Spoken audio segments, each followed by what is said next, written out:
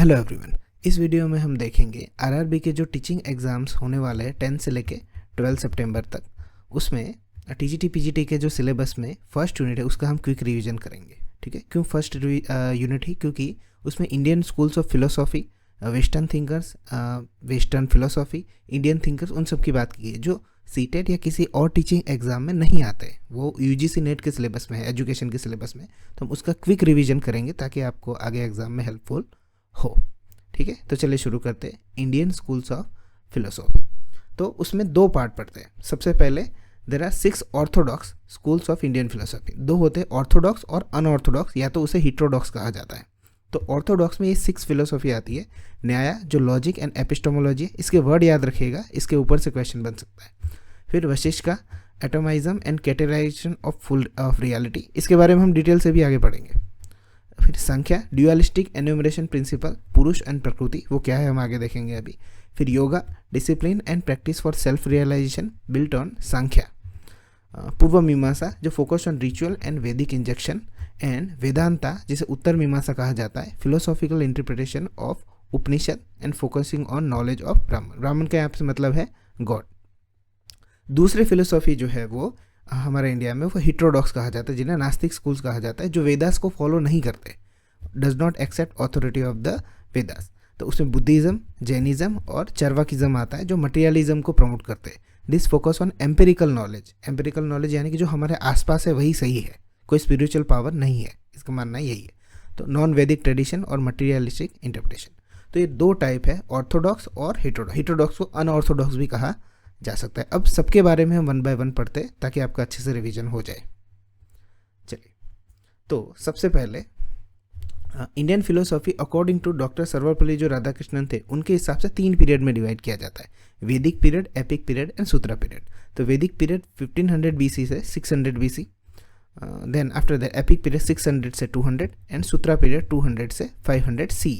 Okay, इसे ADB कहा जाता है। और सूत्रा जो है वहाँ से 17th सेंचुरी तक उसे स्कॉलास्टिक पीरियड भी कहा जाता है। चलिए अब देखते हैं हम 1 बाय 1 यहाँ पे ऑर्थोडॉक्स वाले फिलोसॉफी। तो सबसे पहले न्याय। तो न्याय के जो फाउंडर थे न्याय फिलोसॉफी के, वो गौतम ऋषि थे। अक्षपद गौतम उनका नाम था। Focus on logic. Okay, logic से ही न्याय को पहचाना जा सकता है, तो इसके ऊपर वर्ड के ऊपर ध्यान दीजिएगा जो यहाँ पे ब्रीफ डिस्कशन है। Logic, reasoning, epistemology using valid means of knowledge to eliminate false beliefs. उसके बाद आता है वशिष्ठ का। तो कणाद ऋषि जो थे, कश्यप जिनका नाम था, ओके, कश्यप के नाम से जाने जाते थे, वो एम्फेसाइज करते थे reality into substance, quality, action and atomism to explain the material world. तीसरी फिलोसॉफी संख्या, जो कपिल मुनि उनके फाउंडर थे, जो ड्यूअलिस्टिक फिलोसॉफी थी। पुरुष एंड प्रकृति। पुरुष का मतलब होता है यहाँ, पुरुषा का मतलब होता है कॉन्शियसनेस, सेल्फ स्पिरिट, और प्रकृति का मतलब होता है मैटर। और उसमें ये 3 शब्द का कॉन्सेप्ट आया था, सत्व, तमस और रजस। तो सत्व का मतलब क्या होता है? सत्व का मतलब होता है एक ऐसी पर्सनालिटी जो हमेशा हर चीज़ में काम हो, पीसफुल हो और हर चीज़ का आराम से सॉल्यूशन निकाले, उसे हम सत्व कहते हैं। तमस उससे उल्टा, एग्जैक्टली, कि हर चीज़ में लेजीनेस, डार्कनेस और पर्सन को काफ़ी लेजी फील करवाना, डल और कन्फ्यूज और इनएक्टिव होता है तमस में।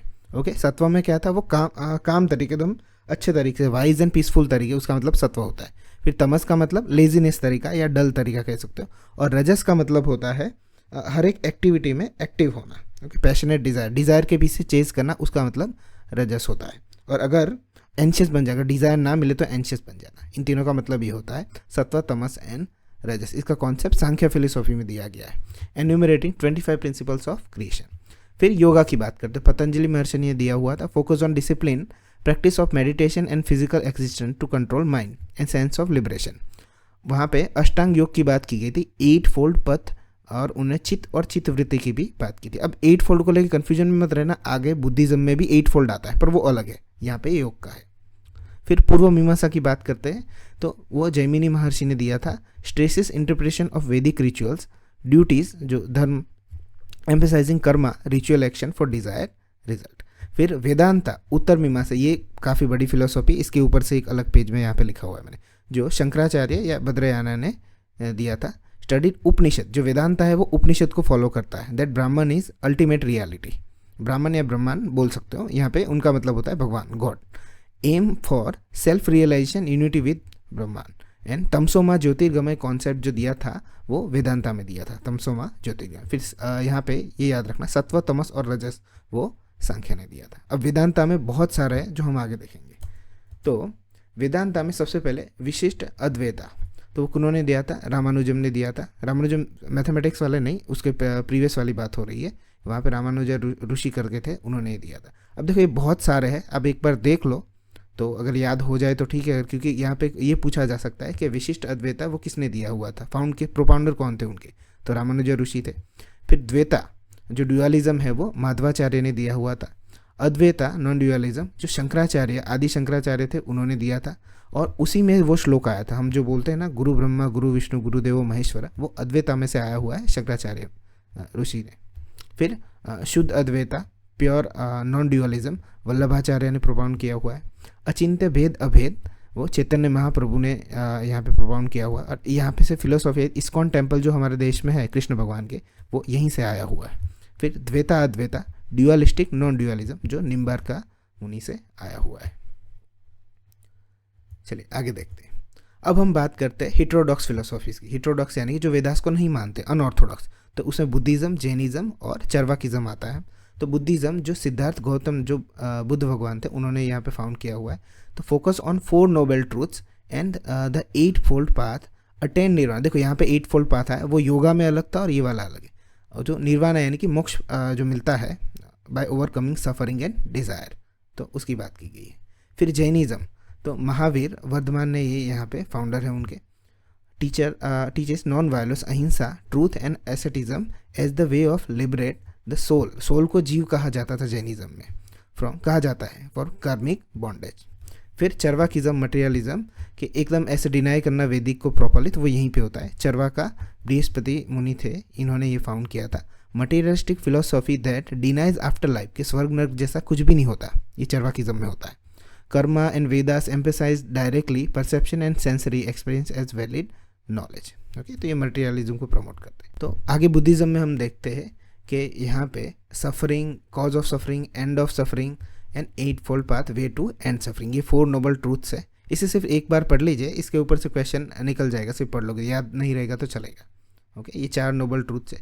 और उन्होंने 8 फोल्ड जो दिए थे वो भी यहाँ पे आएगा कि right to view, intention, speech, action, livelihood, effort, mindfulness और कॉन्सेंट्रेशन। चलिए आगे देखते हैं। अब यहाँ पे 2 चीज़ें आएंगी, उनकी स्कूल के फिलोसॉफी में 2 पार्ट पढ़ते थे, वो काफ़ी इंपॉर्टेंट है। तो पहला था 2 पार्ट, हीनायान और महायान। तो हीनायान जिसे लेज़र व्हीकल कहा जाता है और महायान जिसे ग्रेटर व्हीकल कहा जाता है। क्यों, वो हम देखते हैं अभी। तो हीनायान फोकस ऑन इंडिविजुअल लिबरेशन, इसलिए इसको लेज़र व्हीकल कहा जाता है। और यहाँ पे Mahayana focus on universal salvation. Okay, तो इसलिए यहाँ पे उनको ग्रेटर व्हीकल कहा जाता है। ओके, देन वो जो हीनायान स्कूल थे वो पाली लैंग्वेज यूज़ करते थे, जबकि महायान जो है वो संस्कृत लैंग्वेज यूज़ करते थे। और ये जो हीनायान स्कूल से वो सबसे ज़्यादा सदर्न बुद्धिस्ट रिलीजन श्रीलंका और बर्मा में देखने को मिलता है। और वो मूर्ति पूजा का विरोध करते हैं, आइडल वर्शिप में नहीं मानते। और उनके 2 और सब सेक्ट है, वैभसिका एंड सूत्रांतिका। तो हीनायान में इतना याद रखें, वो आइडल वर्शिप नहीं करते थे और पाली लैंग्वेज में उनका कम्युनिकेशन होता था। और यहाँ पे महायान ग्रेटर व्हीकल, तो उसमें संस्कृत लैंग्वेज यूज़ की जाती थी। आइडल वर्शिप यानी मूर्ति पूजा इसमें होती थी। तो ये रिलीजन कहाँ पे स्प्रेड हुआ है, तो Buddhist religion like China, Korea और जापान में यहाँ पे ये हुआ है। तो ये महायान और हीनायान को आप अच्छे से याद रखें। चलिए आगे देखते हैं। तो जैनिज्म के बारे में अब थोड़ा बहुत देख लेते हैं कि Jainism teaches non violence, ahimsa, satya, self discipline, aiming for liberation of soul through the strict ethical practice, non attachment and meditation. Jainism में 24 तीर्थंकर्स होते हैं। आगे देखते हैं। दयानंद दर्शन एक और फिलोसॉफी, अब यहाँ पे फिनिश हो गए, जो ऑर्थोडॉक्स और हिट्रोडॉक्स थी वो फिनिश हो गया। अब 2 और फिलोसॉफी बची है, मैं उसको यहाँ पे ले रहा हूँ। तो दयानंद दर्शन जो आर्य समाज फिलोसॉफी कहा जाता है, उनको रेशनलिस्ट कहा जाता है। ये क्वेश्चन आ सकता है यूजीसी नेट में, काफ़ी इंपॉर्टेंट है। ओके, दयानंद दर्शन को रेशनलिस्ट कहा जाता था। तो Dayanand Darshan founded by Swami Dayanand Saraswati emphasize वैदिक authority, monotheism, rejection of idol worship, idol worship में ये भी नहीं मानते थे, social reform and importance of education and truth. फिर एक और फिलोसॉफी भी बाकी बची है, Islamic philosophy. Islamic philosophy focus on reason, faith, revelation, combining Greek philosophical idea with Islamic teaching to understand God, existence, ethic, purpose of life with key thinker. तो उनके यहाँ पे 3 की थिंकर यहाँ पे नाम दिए हुए, इनके बारे में सिर्फ इतना ही डिटेल यहाँ पे दिया हुआ है एग्जाम्स में। वैसे तो देखो ये दयानंद दर्शन, इस्लामिक फिलोसफी, जैनिज्म, वो बहुत सारा है, पर वो यूजीसी नेट के लिए है, हमें इस एग्ज़ाम के लिए उतना डीप में जाने की ज़रूरत नहीं है। चलिए आगे देखते हैं। अब हम बात करते हैं वेस्टर्न स्कूल ऑफ फिलोसॉफी के लिए कि idealism, realism, naturalism, pragmatism, existentialism and Marxism में क्या क्या होता है। तो सबसे पहले आइडियलिज्म बात करते हैं। उसके फाउंडर कौन है? प्लेटो, जो एंशियंट ग्रीस में से है। अब आइडियलिज्म का मतलब होता है कि सोल इज एवरीथिंग, सोल जो है वो एवरीथिंग है। Ideas and minds are most real thing, the material world exist because of mind. Material world, जो आसपास का जो वर्ल्ड है वो स्पिरिचुअल पावर से ही चलता है। Spirituality power is ultimately real, ये आइडियलिज्म में कहा जाता है। और जैसे कि हम जानते हैं सत्यम शिवम सुंदरम का जो कॉन्सेप्ट है वो आइडियलिज्म में आता है। Okay, soul is everything. चलो दूसरा बात की रियलिज्म की। तो रियलिज्म आने का कारण ही आइडियलिज्म था कि आइडियलिज्म का यूज़ इतना एक्सेसिव हो गया था, इसलिए रियलिज्म में लोग कन्वर्ट हुए फिर कि what is actually exist do not agree with invisible presence of god and soul, matter is everything and it's born because of excessive of idealism. तो रियलिज्म के फादर कौन थे? एरिस्टोटल थे। चलिए नेचुरलिज्म की बात करते हैं। तो नेचुरलिज्म के जो फादर कहे जाते हैं वो जीन जैक रूसो कहे जाते हैं, उन्होंने सबसे ज़्यादा योगदान दिया हुआ है। The believe that everything can be explain by nature and science without involving super natural force. तो ये भी जो सुपर नेचुरल फोर्सेस है नेचुरलिज्म वाले, वो आइडियलिज्म को डिनाई ही करते थे कि उनके बिना भी हम समझ सकते हैं। मैन इज बॉर्न, ये स्टेटमेंट है जीन जैक रूसो का ही ये स्टेटमेंट है, man is born free and I find him everywhere in change, उनका ये स्टेटमेंट है। फिर नेचुरलिज्म में एक और बात की गई, नेगेटिव एजुकेशन। नेगेटिव एजुकेशन का मतलब होता है खुद ही सीखना, सेल्फ एजुकेशन होता है। अब उसमें होता क्या था, देखो रियलिज्म और नेचुरलिज्म में क्या फ़र्क होता है उसको ठीक से समझ लेते हैं। रियलिज्म में पढ़ना तो बोला ही जाता था, नेचुरलिज्म में क्या कहता है जीन जैक रूसो कि 12 साल तक उसे पढ़ाओ ही नहीं, 12 के बाद ही उसका स्कूल चालू करो। ठीक है, तो ये फ़र्क है। तो 12 से 15 साल की ईयर की स्टडी, वो उसका एग्जैक्टली पढ़ना जो होता है ऑफिशियल, वो 12 साल के बाद करो, ऐसा जीन जैक रूसो का कहना था। ठीक है, और उन्होंने ये बुक लिखी थी जो अभी प्रीवियस ईयर पेपर में क्वेश्चन आया था MI, जो 5 चैप्टर्स की बुक है जीन जैक रूसो की। चलिए आगे देखते हैं प्रैग्मेटिज्म। तो pragmatism the believe that truth is what works practically and ideas are true if they help solve problem. Practical problems की बात की गई है, जिसमें विलियम किलपैट्रिक, जॉन ड्यूई आते थे। जॉन ड्यूई को फादर ऑफ प्रोग्रेसिव एजुकेशन कहा जाता है, और प्रोजेक्ट मेथड का भी उन्होंने बताया था। तो प्रोजेक्ट मेथड के लिए विलियम किलपैट्रिक और जॉन ड्यूई में से एक ही ऑप्शन में होगा, तो उसे याद रखिएगा। फिर प्रैग्मेटिज्म जो है उनको प्रोपाउंड किसने किया था? चार्ल्स पियर्स और विलियम जेम्स ने। चलिए आगे देखते हैं एग्जिस्टेंशियलिज्म। एग्जिस्टेंशियलिज्म का मतलब ये होता है individual freedom, choice and personal responsibility matter most. सिर्फ इंडिविजुअल ही मैटर करता है यहाँ पे। Life has no fix meaning, man is free and capable of shaping his own life and choosing his own destiny. तो खुद के लिए खुद ही जिम्मेदार है, ऐसा यहाँ पे एग्जिस्टेंशियलिज्म में कहा गया है। तो एग्जिस्टेंशियलिज्म का फादर कौन थे? किर्कगार्ड थे। ये इंपॉर्टेंट क्वेश्चन है। ओके, तो एग्जिस्टेंशियलिज्म के फादर थे कौन जाने जाते हैं? किर्कगार्ड। और उसमें इसमें एक और उनके थे, जीन पॉल सार्ट्रे के नाम था। अब देखो इन सब में आइडियलिज्म, रियलिज्म, नेचुरलिज्म, इसमें सिर्फ एक ही नहीं थे, उसमें 5-6 थे, सब कुछ तो कॉमन भी थे, पर जितना इंपॉर्टेंट है फाउंडर प्रोपाउंडर, उनका लिस्ट मैंने यहाँ पे राइट साइड पे दिया हुआ है। लास्ट में Marxism, the believe that social change happen due to class struggle and economical control society structure. Man is product of nature, not any force outside nature, man in his own god. Okay, वो Karl Marx की philosophy है यहाँ पे कि class struggle से ये सारी चीज़ें होती है। उसमें स्टालिन और वगैरह भी है, बहुत सारे हैं, पर यहाँ पे सिर्फ इतनी ही बातें हमें जाननी है। चलिए आगे देखते हैं। ओके, अब एजुकेशनल थिंकर की बात कर रहे हैं यहाँ पे स्वामी विवेकानंद के लिए। तो इसमें मैंने लिखा हुआ है थोड़ा बहुत, और इतना हमें पता ही होगा, पर नॉर्मली जो इन्होंने स्पेशल कंट्रीब्यूशन किया वो हम देखेंगे। तो स्वामी विवेकानंद जी थे वो स्पिरिचुअल प्रीचर ऑफ वेदांता थे। Okay, character building, practical knowledge और सेल्फ रिलायंस की बात करते थे, और वो गुरु भक्ति को यानी कि ज़्यादा मानते, आइडियलिज्म में ये ज़्यादा मानते थे। अब विवेकानंद जी वो आइडियलिज्म की तरफ ज़्यादा थे, पर आगे आएंगे अभी रविंद्रनाथ टैगोर एंड महात्मा गांधी जी, वो सब तो सब में मानते, नेचुरलिज्म, आइडियलिज्म, रियलिज्म सब में आता थे। ठीक है, तो यहाँ पे कोई पर्टिकुलर नहीं होगा कि ये किस में आते थे, वो सब में आते हैं। चलिए आगे देखते हैं। Rabindranath Tagore as an educational thinker. तो रविंद्रनाथ टैगोर जी पोएट, फिलोसोफर थे, एजुकेशनिस्ट थे। उन्होंने 2 चीज़ें फाउंड की, ऐसी चीज़ें याद रखो जो हमें MCQ में काम लगे। विश्व भारती यूनिवर्सिटी एंड शांति निकेतन की स्थापना की थी रविंद्रनाथ टैगोर ने, और वो बिलीव करते थे natural development, creativity, learning through experience rather than rote memorization. आगे देखते हैं, Mahatma Gandhi as an educational thinker, okay, is not only great leader of Indian independence movement but also visionary education. He introduced concept of नई तालीम, basic education उन्होंने start किया था, which focus on learning through productive work, यानी वो pragmatism की बात करते हैं यहाँ पे, कैरेक्टर बिल्डिंग। और उन्होंने ग्राम राज और वर्धा स्कीम, ये जो पूछा गया है बहुत सारे स्टेट में, ये एमसीक्यू आता है स्टेट एग्जाम्स में कि वर्धा स्कीम किन्होंने डेवलप की थी, तो महात्मा गांधी। जो मदर टंग में एजुकेशन भी उन्होंने काफ़ी जोर दिया था उसको, मदर टंग एजुकेशन पे, तो वर्धा स्कीम महात्मा गांधी, नई तालीम वो भी महात्मा गांधी ने।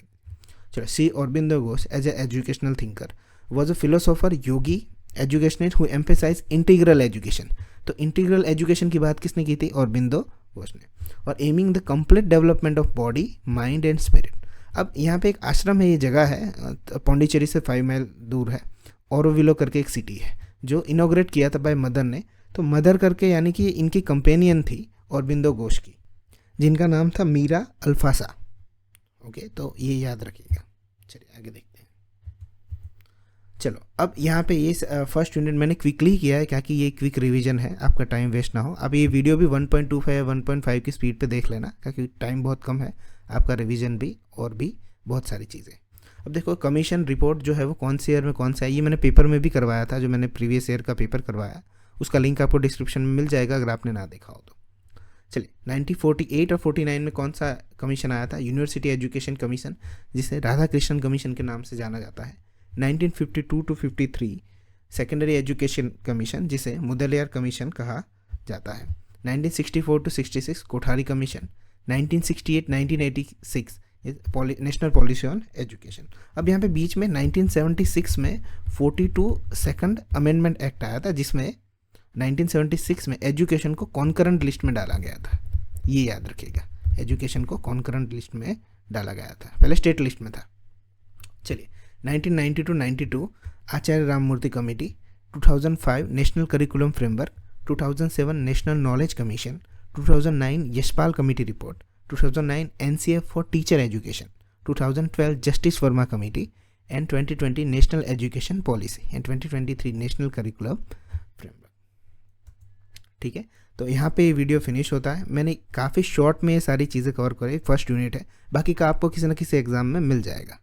तो best of luck for exam. अगर कोई डाउट वगैरह हो तो आप नीचे कमेंट में पूछ सकते हो। All the best. बाकी आप अपने अगर एग्ज़ाम फिनिश हो जाए तो आपने एक्सपीरियंस आप कमेंट करके बता सकते हो। बाकी मिलते हैं नेक्स्ट वीडियो में, तब तक के लिए बाय।